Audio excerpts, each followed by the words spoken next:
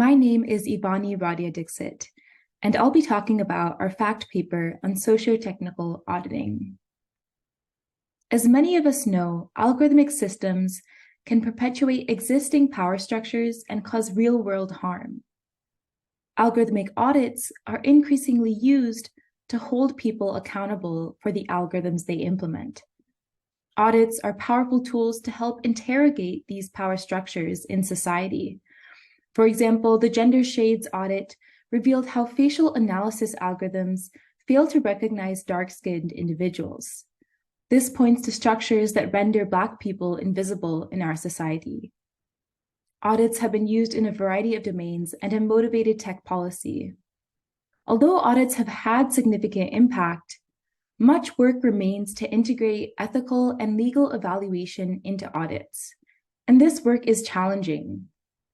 For example, consider whether the use of an algorithm complies with data privacy law or human rights law. This work has to be anchored in a specific legal jurisdiction.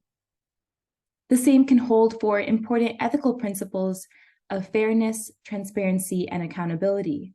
For example, do the developers of an algorithm engage with affected communities for feedback? Or are they held accountable if people are harmed? These questions are often highly dependent on the context and type of system being audited. In this paper, we present an external audit that evaluates the ethics and legality of police use of facial recognition in England and Wales. While technical audits evaluate the outputs or technical aspects of an algorithmic system, we consider this to be a socio-technical audit as we evaluate both the technical and human aspects. In this presentation, I'll first talk about our audit and then lead up to our results and conclusion. Our audit scorecard serves as a tool that outside stakeholders can use. We developed this audit using existing research literature and soliciting input from 35 stakeholders across academia, government, civil society, and police organizations. The audit scorecard is composed of questions that can be scored and that are divided into these 4 sections. The first section of the audit scorecard evaluates how police show their compliance with the law. This section includes questions related to the Human Rights Act, the Data Protection Act, and the Equality Act, as the use of facial recognition engages with the rights protected by these acts. The second section evaluates how reliable facial recognition is in terms of its accuracy. Facial recognition has been shown to perform worse on people of color and other groups, so we consider questions about algorithmic fairness and whether police use robust practices when using the technology. The third section evaluates how facial recognition changes police decisions. This includes questions about the police review of the facial recognition output, questions about preparation and police training, and accountability when people are harmed. The last section evaluates the extent to which there is meaningful expertise and oversight over police use of facial recognition. This includes oversight from an independent ethics committee, civil society, and the broader community. After developing this audit, we applied it to 3 facial recognition deployments in the UK. First, we examined the live facial recognition deployments by South Wales Police from 2017 to 2019. These deployments were ruled unlawful in the Bridges court case. Our second case study was of the use of live facial recognition by the London Metropolitan Police from 2016 to 2019. And our third case study was of the South Wales Police deployment of facial recognition using a mobile phone app.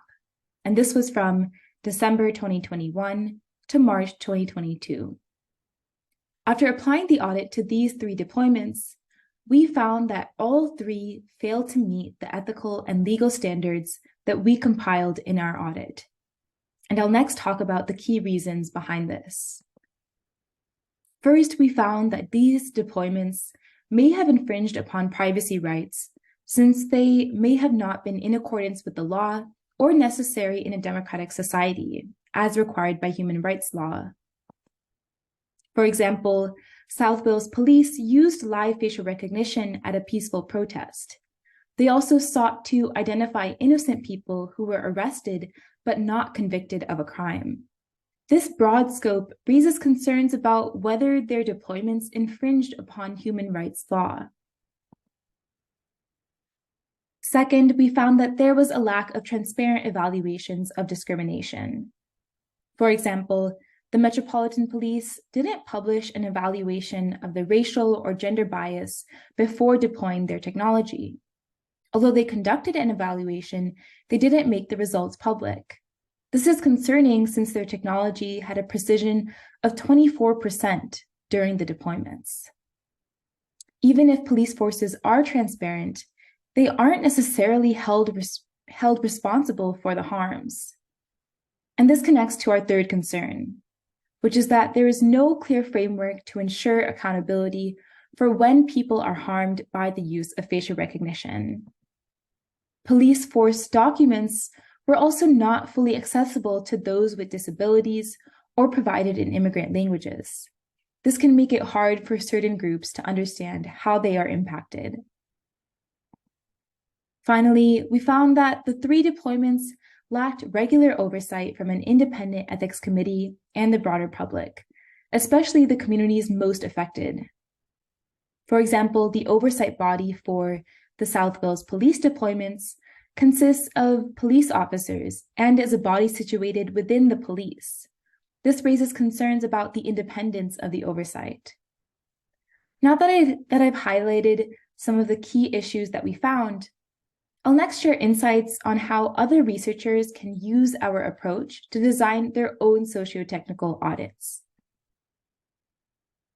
First, all audits are not created equal, and we can design audits that shift power to impacted communities. In our work, we audited a surveillance system, and surveillance means to watch from above, from a position of power. And our audit reverses this gaze and watches from below by evaluating police use of facial recognition surveillance. Our audit can shift power from those using surveillance to communities impacted by surveillance. Second, making audits context-specific requires us to come down to the local scale.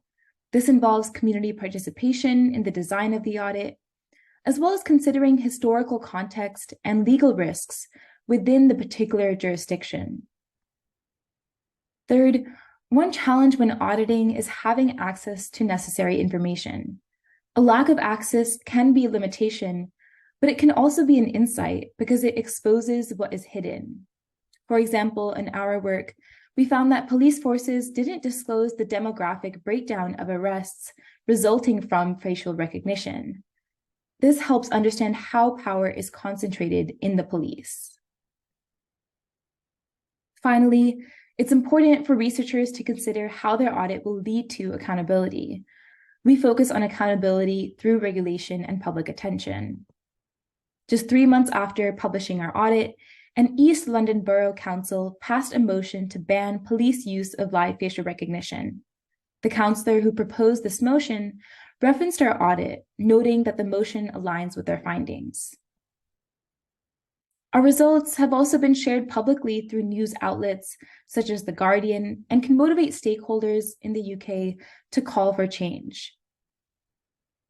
To conclude, in this work, we demonstrate a practical audit tool.